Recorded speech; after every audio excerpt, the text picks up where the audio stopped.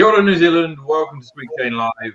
My name's Matt Drake. This is episode 47. I'm joined this evening, as ever, by my co-host, Brady Kuech. How are you, Brady? Good, Matt. Good. How are you? Yes, not bad. Not bad. Yes, not bad. Managed to play a little bit of golf recently. Not as much as I'd like, but hey, we're getting there. We're getting there.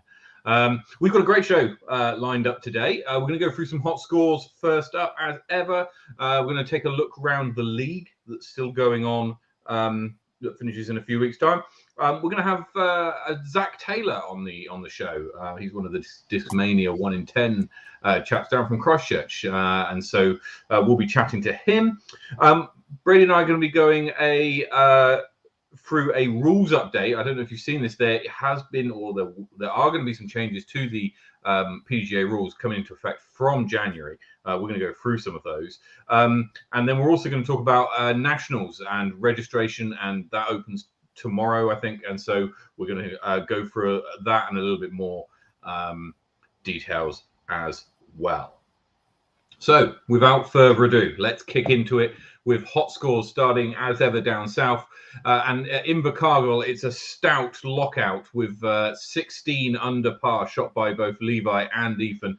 And if you follow Levi on Instagram, you would have seen that included an ace on hole 18. So very well done to him.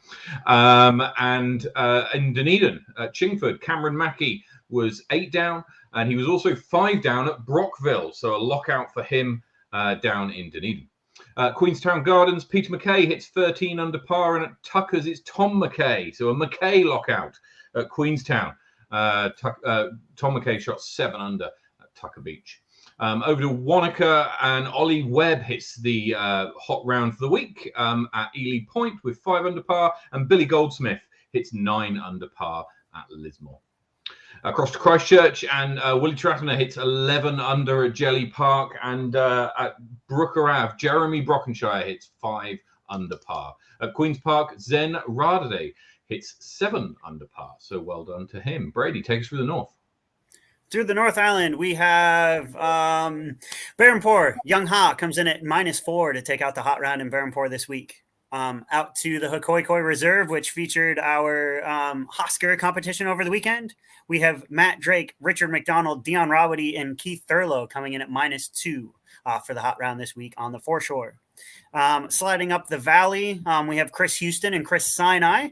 It's a Chris lockout at Harcourt, -4, takes out the hot round this week. That's cool. Up to Palmy and Linkletter, we have Ryan Kiddo coming in at -6. Nice shooting, Ryan.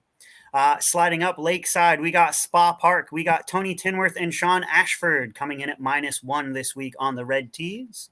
Out to Inglewood, which featured match play over the weekend. We have the hot score of +5 coming in for Jason Gray.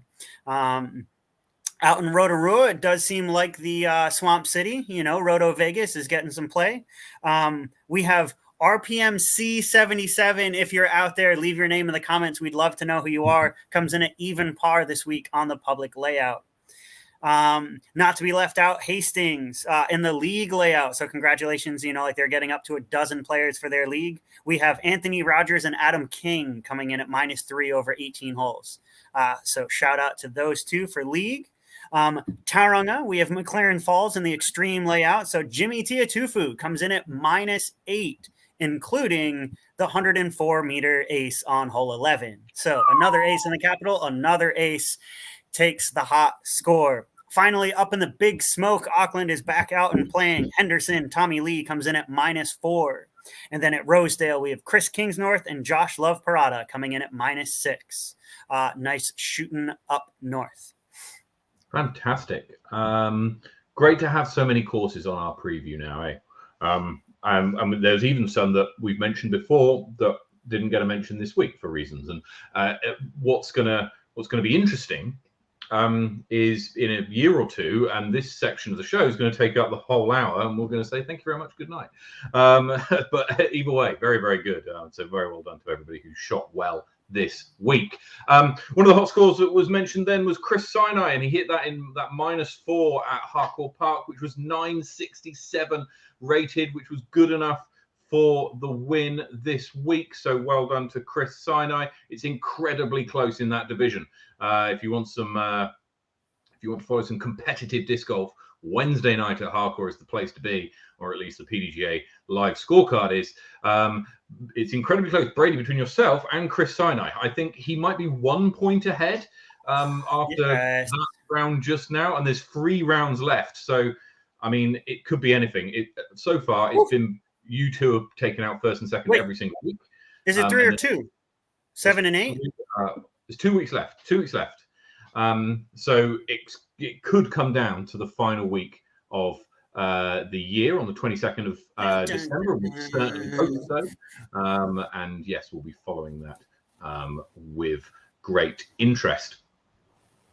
So moving on, we've got our guest tonight.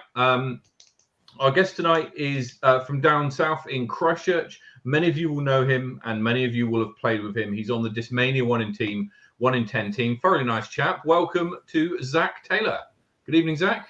Hey team, how's it going, guys? Hi to everyone else watching at home as well. Very good, thank you. Very good, and welcome to the show. Yeah, thanks, man. It's good to be here. I was wondering when you guys can ask me to come along. Well, we certainly wanted to get you on before the end of the year, given that it's been the whole Discmania 1 in 10 thing has been going on. So let's start with that. How has that kind of affected you this year compared to other years, perhaps? Yeah, well, so this is my second year playing competitively on the tour. I've been playing about 4 years now. So jumping onto the 1 in 10. It's been fun, you know. I think of sort of the sponsorship or sort of or what we've been given the opportunity to have at least is just be a part of a group of guys that are all pushing towards the same thing, you know. So we're there to yes, it's competitive, it's going to get broken down to 4, but I haven't really thought about it like that. It's more just to have a group of guys around you to sort of push each other and sort of help each other along the way. And just be able to catch up at events, you know, a bit of a chat online. And it's been awesome to be able to travel around. I think I've played about 8 events on the tour this year, and it's been awesome to just catch up with everyone along the way. Well, and then you say that you've been on tour now for 2 years. And so I'm pretty sure like it was NZDSS has kind of sponsored you that whole time and helped you get on the road. Hasn't much changed from last year to this year with those sponsorships? Yeah, they approached me sort of more towards the end of last year, I think it was. And so, again, similar with being on the team Discmania, just having a good group of people around you. But I suppose being actually sponsored by a disc golf importer and distributor, that you get a few perks to it, but it's more that support that you really get, you know, like getting help getting to events. There's, you know, like a little bit of coaching and that camaraderie you really have outside of it. You know, like anything else that comes with it is just a bonus. And at the end of the day, just out there, just throwing some plastic, meeting people, having fun, and just getting to play the game that we love in beautiful places. Well, and that's speaking of beautiful places, you were just down in Oahu. So you and I had caught up at Fault Line, you know, and then you go on to take on the South. How is Oahu this year? And that's a pretty special place. Going into it last year, because this is my second time and at the event, Morgan and Adam have run. Shout out to those guys. When I showed up there, I thought, man, this has got to be the most beautiful course in the country. And people said, well, you just wait and you come to Paradise. So I went and played Paradise, and Paradise, it was beautiful. You know, it's situated there in the mountains, but it's just different. You know, a way type of, I think for me, is just with the lake there and the mountains and everyone staying right there on site, similar to where you do it like Heisland or Paradise, is that you just get a different buzz from it. Amazing course. Awesome that they've got 18 permanent holes there now, so the newest disc golf course in the country. Managed to pull into 9th place, so I was stoked to have the top 10. You know, making that push towards the end of the year. I was really hoping to make good standings on the tour this year, and I was pretty happy with my results overall. Talk to us a little bit about your results this year. I mean, when we look back, lots of top 10 finishes, which is great to see. Yeah. I mean, I think consistency is something that a lot of people strive for within disc golf. And I know that looking back at some of my rounds, I'd have like a good round, like and maybe an awesome round, but then something else that would just drop me down that little bit. So I was able to, manage to get a few top 10s. I slipped a bit at nationals, but again, it's just getting out there, grinding and putting, and everyone else is out there doing that. I know you guys are out there, you're playing around, you're practicing, and everyone else that's showing up to these tournaments, they're really giving it their all. So you're putting yourself up against all these people that are putting in their hard yards too. So I was pretty happy on the tour overall, coming in at 8th for the MPO and I think 11th overall. So awesome to see people like Levi from the juniors coming in, sweeping up there, and even people from the Masters, Mikey and a few others, really putting it in there. So I think I can be pretty happy with my efforts this year. Now, I know you and I discussed when you came up for Fault Line that you're still kind of itching for that like first big win. If you could pick any tournament on tour to like get that first W, which one would mean the most to you?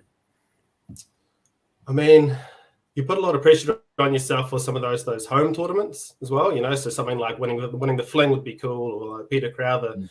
But what would I love to win?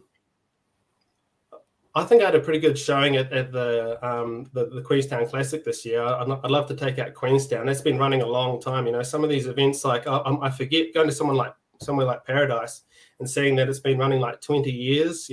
Harcourt's, I think it's been installed for 20 years. Like it's been going a long time, and it really makes you feel like a young player coming to the game. So winning something like Queenstown would be pretty cool. Yeah, I like, especially playing something that like fits my game a bit. I love a good flick, or I love to have a good mash on a disc. So I think Queenstown, although shorter, you get the opportunity to play some nice shots. And would you say you're more of that kind of wooded, shorter game kind of player over a golf course, for example? I think when it comes down to it, something like in Inglewood was pretty cool last year, when it's like you do get the big open bombers. So I like to think of myself a bit more of an all-rounder, Matt. Those short holes are like pretty fun, especially when I can get a good forehand, or good little hyzer flip in the woods is fun. But I think everyone loves just smashing on a disc and getting some good distance out of it. So there's nothing like that feeling, just letting it loose. And it's the ones you get right that you remember, You've got to forget about those ones, those shank shots. What shank shots? Exactly, yeah.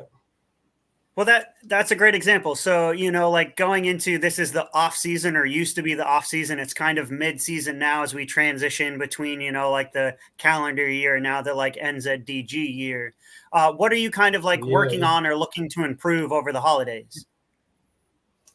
I mean, like everyone spends time at the putting basket, that goes without saying. But I think fitness is a big thing that comes into it. I think, and like mental game. I know, Brady, you'd mentioned that once not too long ago. You've been really focusing on that mental game, because everyone knows that saying that it's like 90% mental this game, and we don't really spend much time working on that mental health and that mental like the stability to go out there and grind and know what you have to do. So I think definitely some fitness. I've got a whole gym that's just gathering dust out in the garage back here, so that's not doing me much good. But definitely a bit of like mindfulness, thinking about really thinking about your shots, and being able to be cool, calm, and collected out in the course. And then just a bit of fitness as well.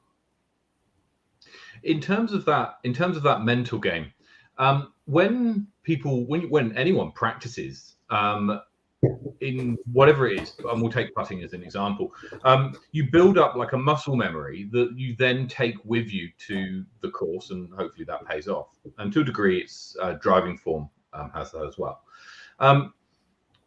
Can you think of any examples that you personally have found that allows you to build up that muscle memory for the mental game? Right. So you know what I mean? So you have this kind of muscle memory that you build up for your physical game. Is there any techniques that you've tried or that you've been playing with recently that you feel would help your mental game from that kind of repetitive motion, perhaps? Not really motion. I think music's really powerful, Matt. So be able to chuck a speaker on or chuck some headphones on, and just that really helps you get in the zone. Like you see more and more players these days coming onto the course with headphones on as well.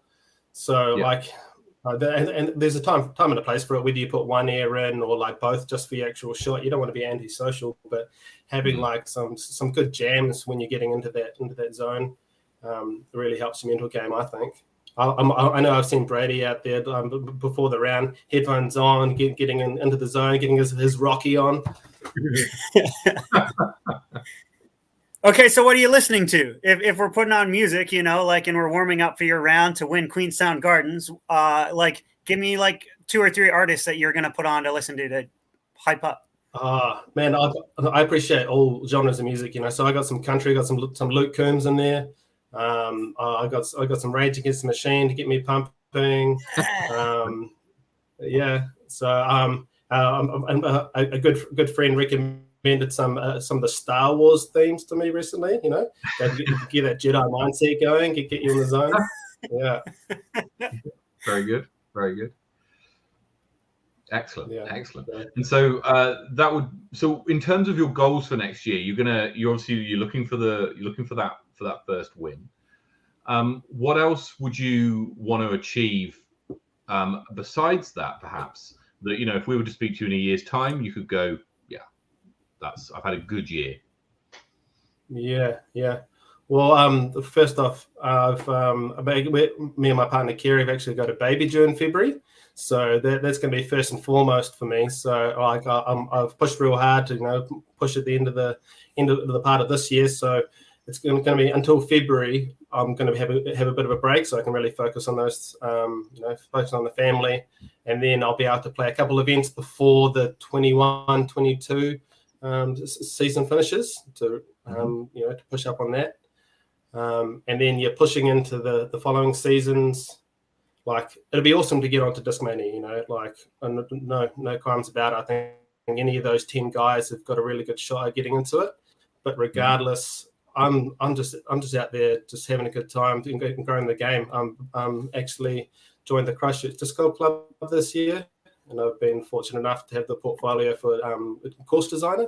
So it's been awesome to work with them and such a large group of people in Christchurch that we're well behind needing to put some courses in. So I'd love to get some more courses in the ground and get more people out there playing, and whether that's new people or people that have been playing the game for a long time, everyone can appreciate a new course in the ground. So that'd be awesome to really push with that. In terms of the tour, everyone would love to win. I'd love to, come definitely top 10 overall. But yeah, I think there's plenty to focus on for the next year. Congratulations from us, from us, Zach, on your baby, and obviously hope all goes well in February. It's a great time. It's a great time when that all happens. So enjoy it. No, really looking forward to it. Yeah. Good stuff. Right. No, it's certainly been a wild ride coming into disc golf, and because Matt, how long have you been playing? For me, I've been playing kind of casually since about 2017, 4 years. Slightly more seriously since 2019, probably. Yeah. And I know Brady's got some years on us. He's been putting the hard yards in. A few more years. I mean, look how old he is compared to both of us, right? That big beard gives him so much wisdom. Never been. Well, Zach, did you think you'd be sitting here 4 years ago? Man, I started me and my best mate Mitch Hudson. We started the Ultimate Frisbee Club out in Lincoln. So we're just throwing lids out, having some fun, and then transition down to Jelly Park. And of course, Cam Hubbard's down there, sees us throwing these lids and managed to chuck an actual disc in my hand. And I think I threw a Ruru for about 3 months. He kept trying to put different discs in my hand. I said, no, I'll just stick with this Ruru, Yeah, while Mitch is picking up different discs, like, yeah, this will be great. So, coming from that, just getting to meet so many people along the way. And I actually had a pretty sweet tour over to America. As I mentioned before, my best mate Mitch and I and a friend Madison went over for 6 weeks. Managed to get through 29 disc golf courses and 10 national parks in 6 weeks. Wow. So it was, a real good time. Good. And I think that's where I found my forehand. What, did you just pick it up off the street? Like, did you find it in one of the national parks, like tucked away somewhere? Yeah. No, you want to get yourself a nice G-Star Thunderbird and just, go out and just grind for 6 weeks on a bunch of different courses. And you'll come out of it with a forehand, I guarantee it. Good stuff. So, should we move on to Desert Island Disc Golf? Yep, ship them out. Sounds good. Right. So, the premise for anybody who's not seen the show before is Zach is stranded on a desert island. Fortunately, there is a disc golf course on this desert island, and he's been stranded with 3 of his favorite discs and 3 of his favorite card mates. So, Zach, what are you throwing? What am I throwing? Everyone starts with a putter, so let's go the opposite. Let's go the driver, right? So straight into it. Hadn't had this in the bag for a little while now. You probably hardly see the stamp left on there. Turned into a ghost stamp. Cloudbreaker 2.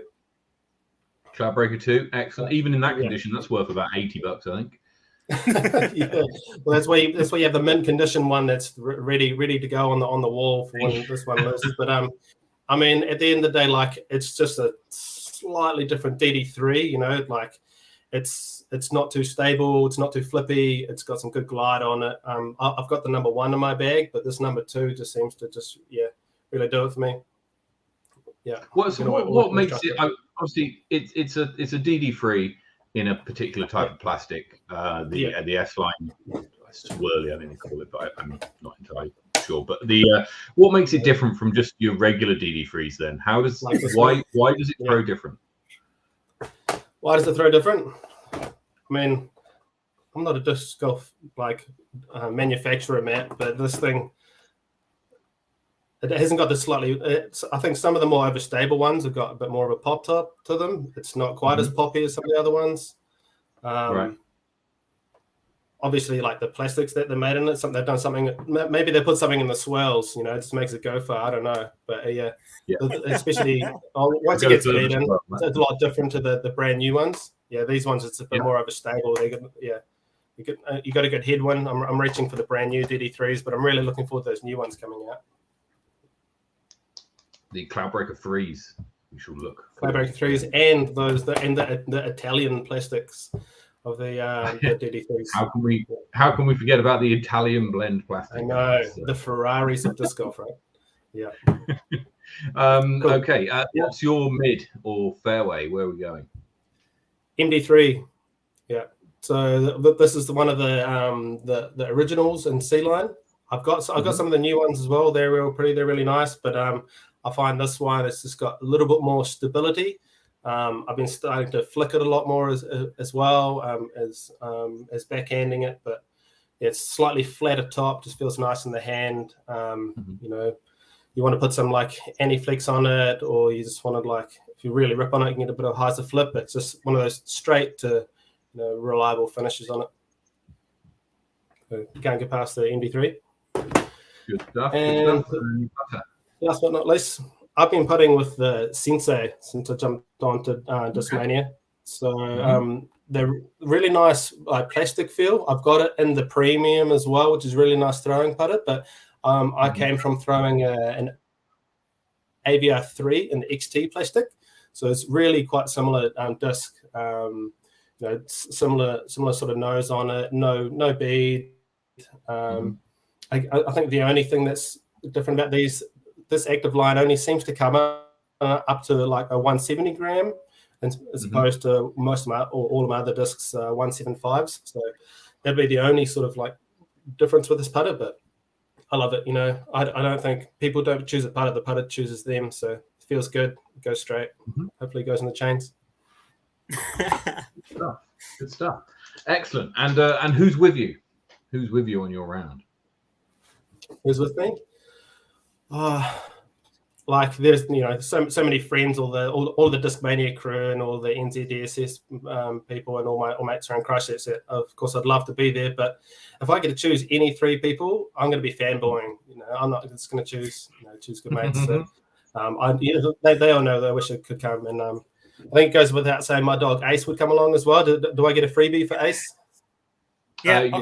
Ace is a freebie. Yeah, you can meet him. You can meet him before I shoot off if you like. But those 3 people. Number 1, Avery Jenkins. He's very good. He's world champion. He's like a world distance champion. I just saw today on his Instagram he's played 1,200 courses around the world now. So he's got some experience. And probably on this island, right? So it's exactly already. I like it. If we want to be doing some redesigning of the course or something like that, he'd be the man to go to, be able to pick up some tips from him. So, and then I'd love to have Eagle McMahon along. So Eagle would be my number 2. Like, yes, he can crush it, but he's vegan as well, right? Isn't he? So we're on a desert island. We need someone to go foraging for those little berries and stuff to eat, right? So he'll be perfect for that. Vegans make good foragers, so I've heard. So that's. I would think so. He knows all the right berries and plants and stuff to eat. So yeah. And thirdly, we've got to have the other crush boy, Simon Lazat. So he'd be good. He can throw some crazy lines, but I see he's also been getting into beer brewing recently as well. So maybe we can get some sort of like a still going, get some craft beer. Always goes down well with the at the end of the day. Yeah. Easy picks. Good stuff. Excellent. Well, thank you very much, Zach. We're going to move on to the quickfire round. So I'm going to go through the family-friendly front 9, which is the same every week for everybody who participates. And then Brady's got the safari back 9, which is different every week for everyone. So here we go. What's your name? Zach Taylor. Where were you born? Wellington. Where do you live now? I live in Christchurch. What's your PDGA number? 138918. How many years have you been playing? This will be 5 years now. Yep. 2 years competitive. Your favorite? 3 years competitive. Your favorite disc?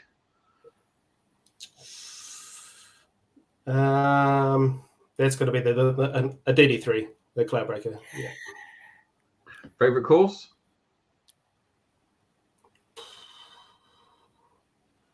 Favorite course?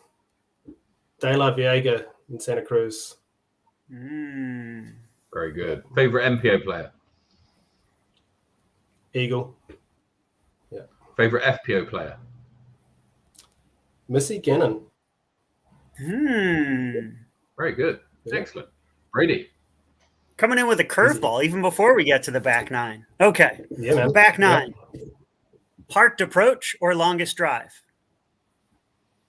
Parked. Spin putt or push putt? Spin. Collectors or throwers? Throwers. Jedi or Sith? Jedi, yeah. Batman or Spider-Man? Spider-Man, yeah. Big spoon or little spoon? Big spoon. Boy or girl?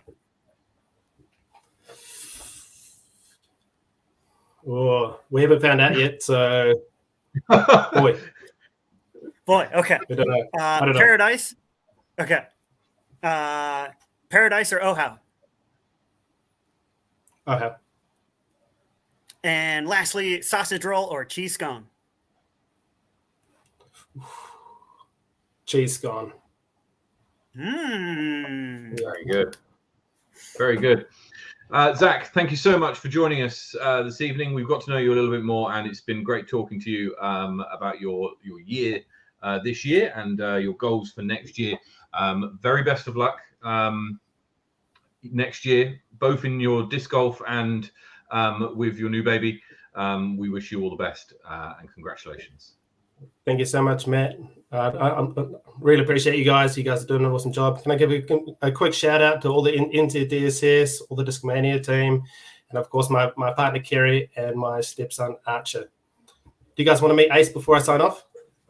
Yeah, is he there? Yeah. Bring on Ace. Ace, come. Up.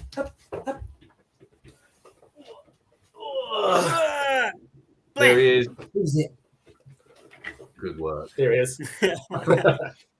Fantastic. See you, Ace. See you, Zach. See you later. Have a good one. Cheerio. Good stuff. And great to see Zach and speak to him, Brady. And it's also what really struck me with talking to Zach then is how much he's really got invested in the Discmania opportunity. Not only just switching all of his bag across, but I don't know if you follow his, you obviously do follow his Instagrams and whatnot. Very much getting fully involved with the Discmania 1 in 10. Oh yeah. We were chatting when he came up for Faultline. Like we were talking and discussing, that kind of social media side of things, and he'd started a new Instagram account, and so we just kind of like caught up over, it's nice to see all this stuff, but it takes time and effort for us Discmania 1 in 10 to like be putting out those posts, and also to like learn technologies. A lot of the 1 in 10 were kind of new to Instagram and new to Facebook posts, and so to kind of market themselves, like that Zach I think has done a really good job about kind of branding himself, and like even with the Desert Island, like let's bring on Avery and Eagle and Simon, let's go whole hog. These are my crew. You know what I mean? To be fair, he's been crushing forehands with that DD3 and Cloudbreaker for like the 2-3 years that I've known him. So he's always been a like Discmania in of a guy. So it's really good to see him, and like you said, it's been great to have him as like a teammate, as it were, like in this 1 in 10, and like us supporting each other, like coming up and down. It was fun, like Ashton and him flew up for Faultline, and so we had like the Friday together, and like we went around and I showed him the courses, showed him Hardcore Park. So like it was kind of fun to have that kind of community vibe, that teammate vibe, like as they come up and we compete with and against one each other. Totally. And there's only a couple more of the team, the Discmania team, still to come on the show. So hopefully we'll have them on the show very soon. Isaac, if you're listening, reach out. We want you on the show. And Mitch is also the other one. Mitch, he works incredibly hard and works very long hours. So hopefully we can catch him for just 20 minutes on a Thursday night, one night as well. Ooh. If you're watching, leave in the comments below who you want us on next week, whether it should be Mitch or whether it should be Isaac. Make sure to tag them in your comment below. That's a very good point, and that's that we shall stretch the invite out to who comes on. Sebastian has been on. He was on 2 or 3 weeks ago, I think. Actually, a bit more than that, maybe 4 or 5 weeks. So if you want to see any of the previous guys, then head over to our YouTube channel, subscribe to our channel, hit the bell, and you'll find it all there. Or alternatively, if you consume your podcasts in a non-live manner, then you can do so over on Spotify. You'll find us there, so make sure that you follow us on Spotify as well. Brady, there's been an announcement come out from the PDGA that there's going to be some rule changes happening from January. Now, these were posted as this is the proposed rules, I guess, earlier on this year. I think we might have spoken about them, but I'm not sure. Might have done. But they're coming into play. They're pretty much all been put through as they were proposed, and they're all coming in from January. I want to focus on 2 in particular. There's a few, but I want to focus on 2. One of them is about OBs. So can you just run us through what's changed in terms of when a disc goes out of bounds? What's different now? Oh, goodness. Okay. So the biggest change to it is where you get to place your mark. So in years past, it has been that when you're placing your marker, when your disc goes out of bounds, at the last place that your disc was in bounds, you have to place your marker within 1 meter perpendicular from that OB line. Now that provides like some tricky spots, like it 1B, like OB away might be a tree. It could be a bush. It could be a log, like it might be in the water. If you're in, it came up recently in one of the like OTB skins, like that there's corners. And then it's like, well, if you're like 1 meter away from that OB, now you're closer to like another OB. And so like there's confusion. So how the rule changes is that you now have a semicircle or kind of like an arc in which you can place your mini. So where you last went out of bounds, you now have like a semicircle worth of meter that you can place your mini. Now, the rule still states that like you have to have your feet in bounds, but what it does mean is that rather than perpendicular to, even if it's closer to the basket, you can now place it so that as long as your feet are in bounds, you could take a little bit advantage and move a little bit closer, or out of the way of a tree or a bush, or you could potentially place it a little farther back again, if it gives you kind of that better footing. So it kind of plays into the rule of like the spirit of the game and like the benefit goes to the player. But I do think I'm interested to see how much it's going to be taken advantage of throughout the course of next year. Okay. Well, because you can move it. You can, in theory, move it forwards, even if it's going to be less than a meter that you move it forwards, right? But you can move your mini now closer to the basket in order to get a better lie or better footing, I would say. So yeah, very interesting. That comes into effect from January. So any PG event from January, any that are being played in December, leagues and Day of the Dunes, for example, will all be on the existing rule set rather than the new ones which are coming in from January. Okay, there's also another rule change in regards to whether a disc is in or out as well. Yeah, I was going to say, did you see that? Did that make sense to you? Yeah, it did. So I'm going to try and summarize it, and then you can correct me if I get it wrong. Okay, so a disc now is. Oh, sorry. Let me try and get the wording of the. How's your legalese, Matt? Right. Yeah, my legalese is. We'll see. So, in order to complete a hole, the disc must, after having been thrown, must come to rest supported by the basket tray or the chains that are hanging down from the top of the basket, not the top of the basket, but the chains hanging down or the tray, which in theory now means that the disc doesn't need to cross one of the two kind of conical or spherical planes, if you like, that the basket, the chains and the tray made up. In theory, if the disc can get wedged in the basket cage, and providing it's supported there, that's in. Yep. Additionally, and I don't have a basket on here to demonstrate, but I think we've all seen that picture of the basket with all the discs hanging off in lots of different positions. Well, now actually quite a few of those are in. There's one hanging on the nubs, that's now in. There's one that's kind of wedged, that's now in. Have I got that right? Yeah. So the only thing that kind of changes is, so theoretically, because this rule has changed over the past, say, 4 or 5 years, and that it used, like the most recent iteration prior to the change was it had to enter legally. So above the basket and below the chain support. And then it had to come to rest supported by the basket. So like that one of the nubs used to be fine so long as it kind of like came in and then like rested on the basket or was like leaning on the outside, that was fine. Or, like even so long as you entered in legally and then somehow ended up on top, that was also fine. Yeah. But now the rules are a little clearer than what you said. So it is so long as your disc is supported by the basket under the chain support.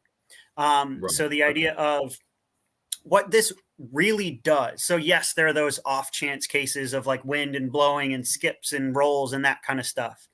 But what it does is it helps clarify the rule for, it used to be you couldn't enter like either wedged in, didn't count. And also So say you throw a skip shot. So say you throw a low shot that's skipping in at the basket. There's the possibility it's going to skip through the cage and not chain. So like if you're listening for chains and don't hear it, but then you approach the basket and the disc is inside, there's that possibility that it skipped through the basket and entered illegally.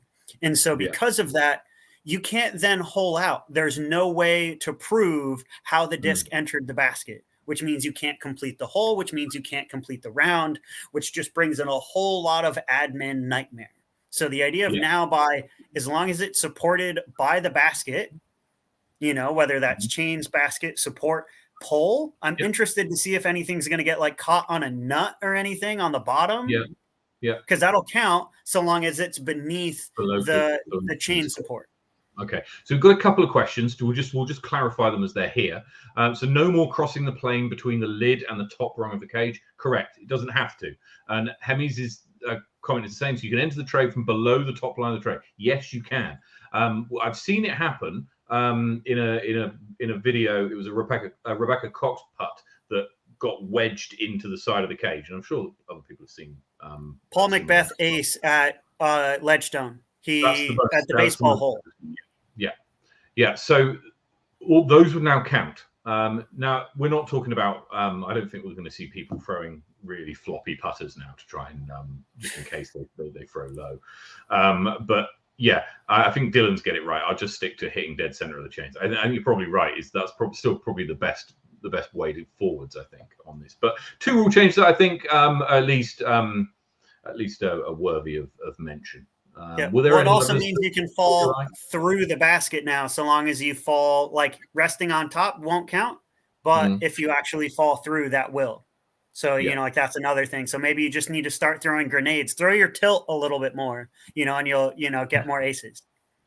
So Hemi's saying, what if you do see it enter from below the top line of the tray? That's still fine because that whether you've witnessed it or not doesn't make it right or not. It's to allow for those times where you don't see it.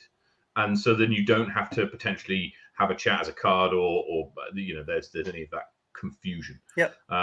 So I mean, yeah. So the any kind of as long as it's supported by the basket and it enters below the chain support at the top, then you're all good.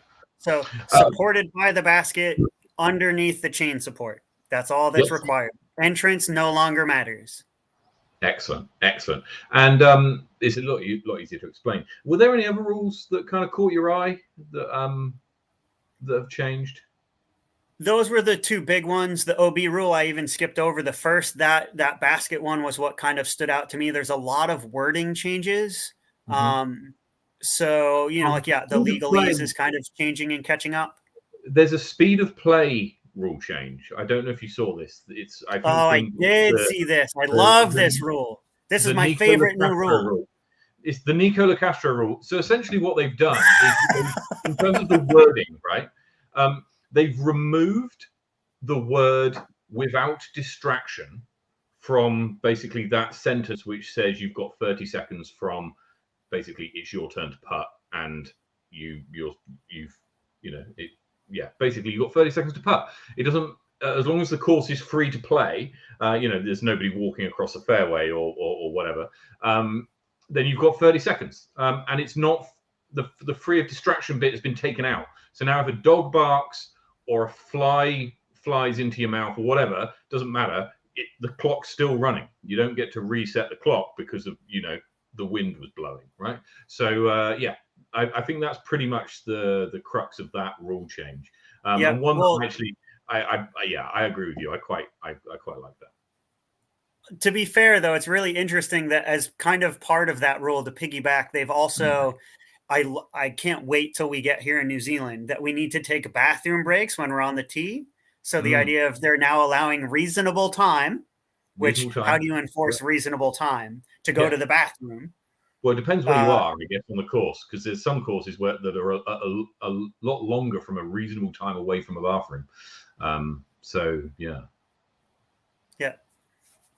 Which actually leads us into a really good point. Matt, I know that you had some questions in and around nationals. And so the idea of it being...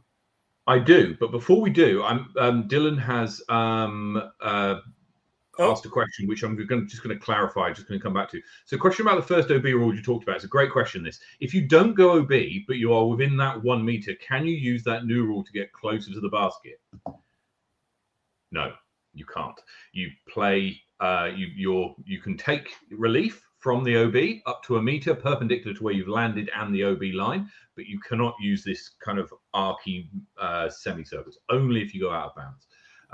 That counts. So no, only if you go out of bounds. If you've landed in bounds, then you take it from either where it lands, or you can take relief up to 1 meter away, perpendicular from where your disc lands to the OB line. Right. Okay. Questions about nationals? Yes. So there was a post that came out for nationals earlier on this week that talked about registration. And there were three main points to it. Yeah, three maybe. Three sounds good. 3 main points. The first point was that the registration was going to be a tiered registration. Correct. Brady, take us through the 3 tiers and their respective rego open dates. Yep. So yeah, as we struggle and as there are only 144 spots available. So we're trying to be as fair as we can to bring the best in the country into Wellington and to make sure that they can register. And so we're going with a tiered registration. You'll hear Disc Golf Pro Tour in the States does like a card kind of system.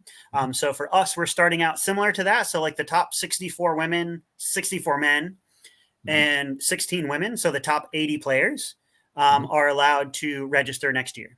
They register as part of Tier 1, which opens tomorrow night at 7 p.m. Set your alarms. Yep. In addition to those 80 players, we are also opening up registration to all women and all juniors as well. We know that the growth of the game is through both of those avenues. And so we are encouraging those players to also register tomorrow night. There are 85 spots open initially. So the idea of if all of those get taken, that people kind of have to wait for future spots to get open, hence why there are 3 tiers. Okay. So just for the second just to clarify, Tier 1 is top 64 men according to the 2021 standings on TPAD. So head over to tpad.org.nz if you're unsure where you finished. And it's a top. They should have received an email already. So the top 80 players will have received an email to register tomorrow night at 7 p.m. Okay, brilliant. And then any junior as well. Yep. Okay. All right. So that's Tier 1. What about Tier 2? Tier 2, again, trying to encourage all of the best players in New Zealand to come to nationals and compete in all divisions. All players, PDGA players, registered players who are rated 900 and above, are able to register on Sunday night at 7. So Tier 1 will have 48 hours in which to register. And then Tier 2 also will have 48 hours to register starting at Sunday night at 7. And that's they're open to all divisions. Okay. And then Tier 3 is everyone. Yep. So yeah, Tier 2, we open up like an additional 30 spots. So we'll go out to 115 can register between Tier 1 and Tier 2. And then we'll open all 144 spots up on Tuesday night at 7. So that's for your general, anybody else who didn't make Tier 1 or Tier 2 can register at that point. Excellent. So set your alarms. If you're anything like me and you're in Tier 3 massive, then we'll be setting my alarm for 7 o'clock on Tuesday night. What are the costs for entry? Yep. So yeah, with it being an A-tier event and what we're producing and offering this time, it's $165 for all of the pro divisions, and then it's $135 for all of the amateur divisions. That includes all of the prize support, like in the extra added cash that we need. It also like elevating the course itself and making sure that it's up to standards and meeting the new NZDG and PDGA standards. I know, Matt, you kind of mentioned before the show about, what's the difference between like, say, a C tier, which is what Middle Earth was in the past, or like a B tier and A tier. And really, it's just that was going to be my question. Yeah, because it was one of the points that came out in the email was that this is an A tier. So what's so good about an A tier? So A tiers in the States function a little differently than in New Zealand. So usually only nationals is an A tier in New Zealand. So typically it's in the States, it'd be like your state championship. So, like you're going to kind of only have like one A tier per state. The other thing too is you have to have a pedigree. So, like you have to have had be running a B tier for multiple years. You have to be running it well with no complaints from players. So the idea of, again, like you build up to get an A tier. Like with me having run the Isengard Invitational, then running the Middle Earth Open, running those as C tiers, like this year, I was kind of awarded that being able to run it as an A tier. So also the pedigree and the idea that players can go along to an event with an expectation of, hey, this is being run by someone who knows what they're doing, been doing it for years, and it will, as a result, you think, run smoother and with a and be a better quality tournament as opposed to perhaps someone's first go at it. Yeah. Well, you'll also notice one of the big things with the Pro Tour taking over the pro side of in the States, the idea of A tiers are kind of a lot of the Silver Series Pro Tour events are A tiers, like in your state championships. Like a lot of professional, like touring professionals will play and drop down to A tiers. Because one of the things too is the idea of added cash. So the idea of added cash last year, we, even though we were a C tier, Middle Earth Open was still paying out over $1,000. I think roughly, I know it screws up when you try to convert it to American. This year it'll be over $3,000 of added cash. So, top prize, depending on the number of players, we're looking at probably a $1,500 top prize this year. So, the idea of that if you win, it's 10 times what your entry fee is, and that we're looking to have one of the largest payouts in New Zealand history, and having it be an A tier gives it that international status. So, when people look at it, it's like, oh, this isn't just C tier. And other things too are baskets need to be a certain level. So the idea of we are having temporary courses, they're not going to be disc mates. They are going to be heavy duty RPM, like Helix baskets. So they will match over the course. The idea of it has to be played over 54 holes. It can't just be a 1 day, 2-round event. It has to be a 3-round event. So there are other kind of little things like that bring it in and step it up from one to the next. So yeah, it's a big gamble. I've been telling people already that I've put more planning and organization into this year's nationals already, only having it been announced 2 to 3 weeks ago, probably than I did all of last year, if not the last 2 or 3 years combined. So as a player, is there any differences for an A tier? You have to be a PDGA member, so that's new. So everyone coming in next year, you have to sign up and be a PDGA member in order to play. That especially includes the open divisions. You need to be a PDGA member, even if you're not current, because it is allowing the PDGA to track cash. So that way you can't. So Justin Workman's kind of a great example. You can't play in a PDGA event, accept, $1,000 for winning, and then register as an amateur and start playing in the amateur divisions. Yeah. Not really a problem here, more of a problem in the States. But yeah, that kind of stuff comes up. I need to double check. I don't think it's a rule at this stage of collared shirts and the fact that you have to wear sports shirts. Typically, I think that comes in at majors. But again, we talked about new rules are coming in, and I know A tier rules are now B tier rules. So I think there may be an attire requirement coming in for nationals. But I'll be looking into that once over the course of the next few days as people start registering for the event. Sure. Good stuff. Anything else you want to say about nationals? Because it's there's going to be a very busy week, and you can maybe update us on next week's show about how many people have registered in the first week of it opening. Obviously, we'd expect it to sell well, but it may not sell out in the first week. So we'll be having a look. Yeah. I'll make sure to post everyone. I have check, all the official stuff. We are using Disc Golf Scene this year. So make sure you have a Disc Golf Scene account if you want to register. Make sure you're a PDGA member and that it's current through March of next year. That's very important. And also for everything nationals, please follow the Facebook page. That'll be the easiest way for me to contact 95% of the people who are playing. So, you know, like when it comes to registration and spots open and sponsorships and that kind of stuff, make sure you're following there. And then, I'll give you guys all the full update next week on how things are going. And then, just kind of keep you as we get closer to next March, you know, like how the tournament is progressing. Okay, sweet. Just something on Disc Golf Scene. Sign up before like the registration opens and all that kind of stuff, because I've used that site before. And if you try and register at the same time as signing up for an event, it can take longer and be a bit more frustrating. So just do yourself a favor.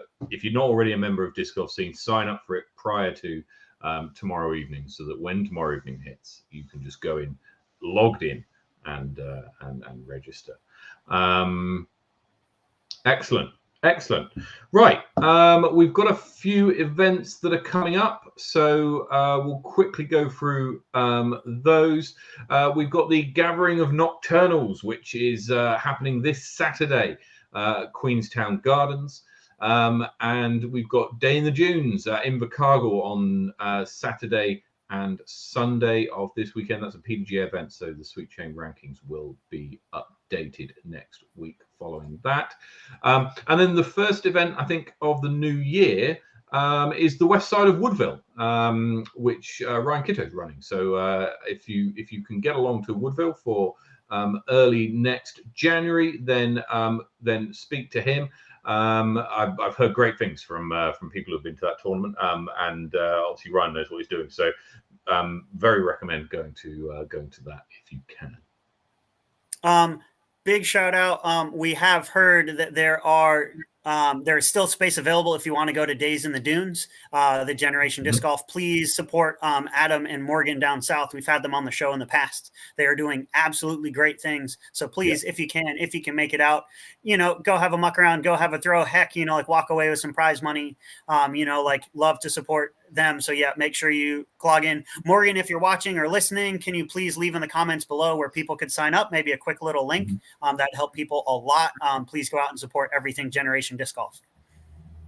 Yep, absolutely. If you want to catch their episode, I think it was 2 episodes ago, maybe 3. 2 episodes ago, I think.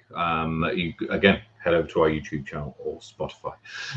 Lovely stuff. I think that does it for this week. We'll be back next Thursday for our penultimate show of the year. And then we'll be taking a well-earned break for a week in between Christmas and New Year, and we'll be back on the first Thursday of January. Brady, thank you so much for joining us today. Cheers, Matt. Thanks for having me as always. Take care, everyone. Have a lovely week. Play some disc golf, get some birdies. Take it easy. Cheers. Peace.